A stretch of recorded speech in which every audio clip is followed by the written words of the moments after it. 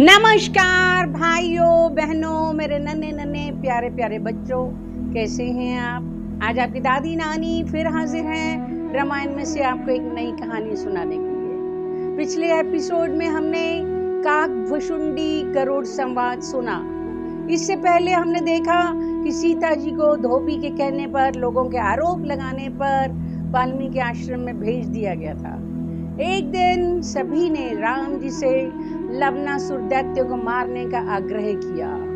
तभी शत्रुघ्न ने कहा कि भैया, लक्ष्मण जी ने आपके साथ मिलकर बहुत से राक्षसों का वध किया है और भरत भैया ने भी नंदीग्राम में आपकी अनुपस्थिति में बहुत राक्षसों को मौत के घाट उतारा है।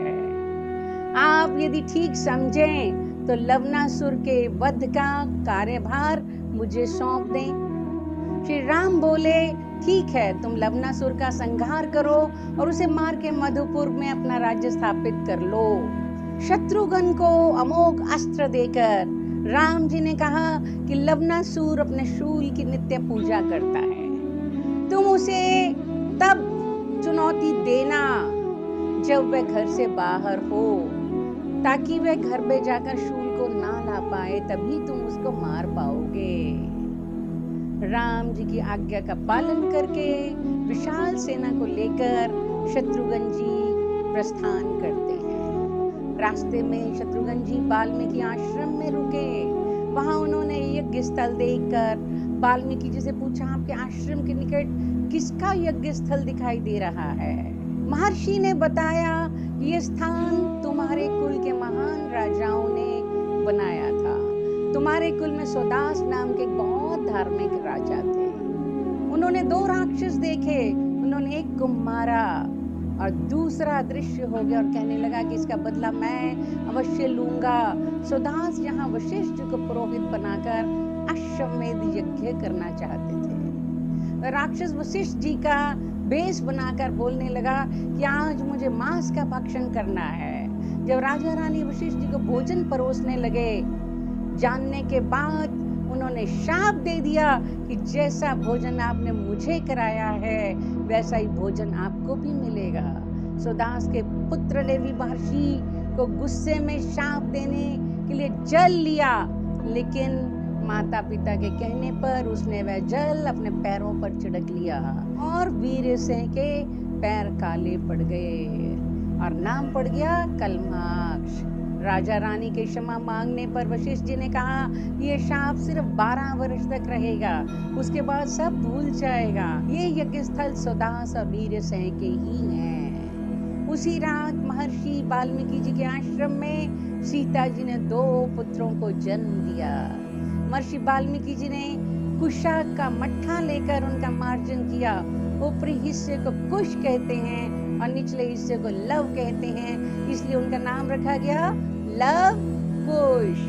शत्रुघ्न जी भी बहुत प्रसन्न हुए और उन्होंने बच्चों को हाथ में लेकर उन्हें बहुत प्यार किया और राज चिन्ह पहना दिए। देखिए कुदरत की ये लीला कि बच्चे जिस परिवार से संबंध रखते हैं उनके राज चिन्ह उन्हें पैदा होते ही मिल गए, चाहे वो वाल्मीकि आश्रम में है। जहाँ पर लव कुश का जन्म हुआ, जानते हैं कि वो जगह कहाँ है? ये है कानपुर के करीब 17 किलोमीटर दूर बिठूर गांव, जहाँ पर वाल्मीकि जी ने रामायण की रचना की थी और लव कुश का जन्म, शिक्षा, खेलकूद, बचपन की लीला यहीं हुई थी। यहीं पर लव कुश ने हनुमान जी को परास्त करके बंधक बनाया था। उधर अयोध्या में राम राज्य में सब प्रसन्न है। नित्य कथाओं के द्वारा लोगों को नैतिक आध्यात्मिक उपदेश दिए जाते हैं। अब आपकी दादी वह कथाएं संक्षिप्त रूप में आपको सुनाएगी। एक दिन लक्ष्मण जी ने कहा, हे महाराज राम, आप अपने स्वास्थ्य पर भी ध्यान दें, आप बहुत व्यस्त रहते हैं। तो राम जी ने कहा, लक्ष्मण, राजा का कर्तव्य होता है कि राजकाज में पूरी तरह से लीन रहे। जरा सी असावधानी होने से राजा नरक की तरह यातना भोगनी पड़ती है। लक्ष्मण की जिज्ञासा देखकर राम ने कहा, पहले इस पृथ्वी पर धर्मात्मा सत्यवादी राजा नृग शासन करते थे। एक बार पुष्कर राज में उन्होंने 1 करोड़ गायों का दान किया जिनके सींगों पर सोना जड़ा हुआ था।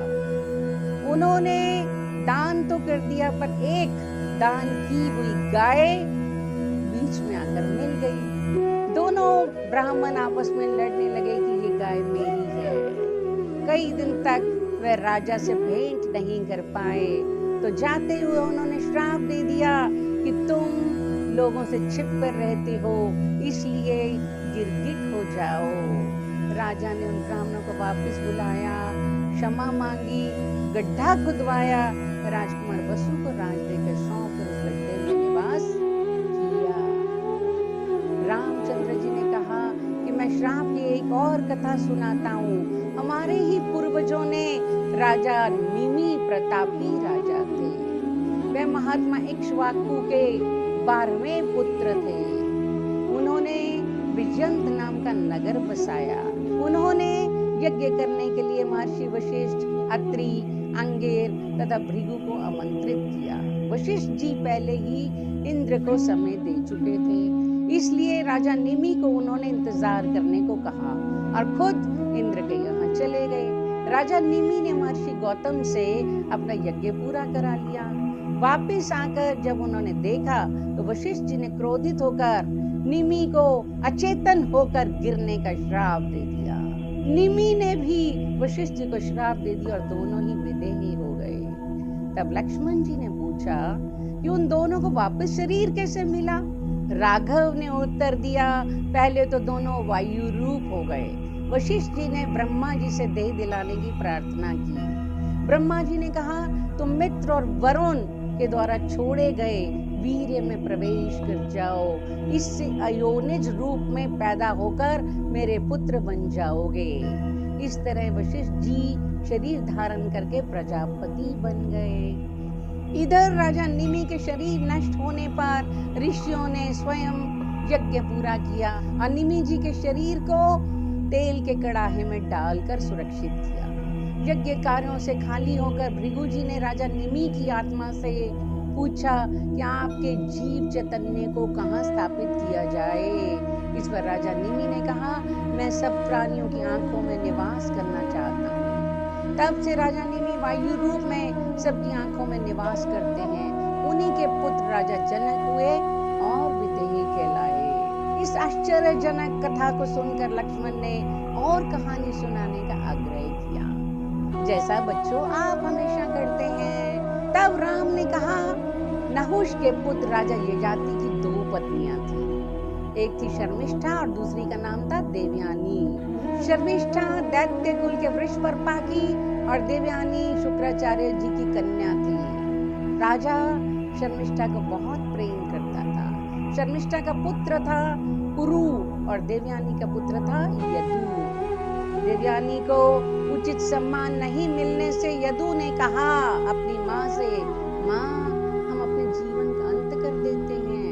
पुत्र की ये बातें सुनकर देवयानी ने सारी बातें अपने पिता शुक्राचार्य जी को बता दी। शुक्राचार्य जी ने ययाति को शाप दिया कि तुम अभी वृद्धावस्था को प्राप्त हो जाओगे। इस शाप के कारण से ययाति को ऐसे बुढ़ापे ने घेरा जिसे युवावस्था में बदला जा सकता था यदि कोई अपना यौवन दे दे।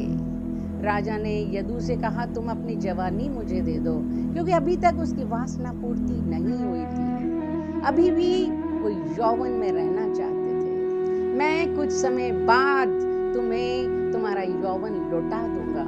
यदु ने कहा कि आप अपने लाडले बेटे पुरु से बात करें। पुरु ने तत्काल बुढ़ापे के बदले में अपना यौवन दे दिया। कई वर्षों बाद उन्होंने पुरु को उसका यौवन लौटा दिया और यदु को शाप दिया कि तुमने मेरी आज्ञा का पालन नहीं किया है, इसलिए तुम्हारी संतान कभी भी राजा नहीं बनेगी। हे लक्ष्मण, इन कथाओं से हमने सीखा कि हमें ऐसा नहीं करना चाहिए जिससे हमें कोई दोष लगे। इस तरीके से राम जी आगे भी कई कथाएं सुनाते हैं प्रजा को, अपने भाइयों को। वो हम अगली एपिसोड में करेंगे। जय श्री राम।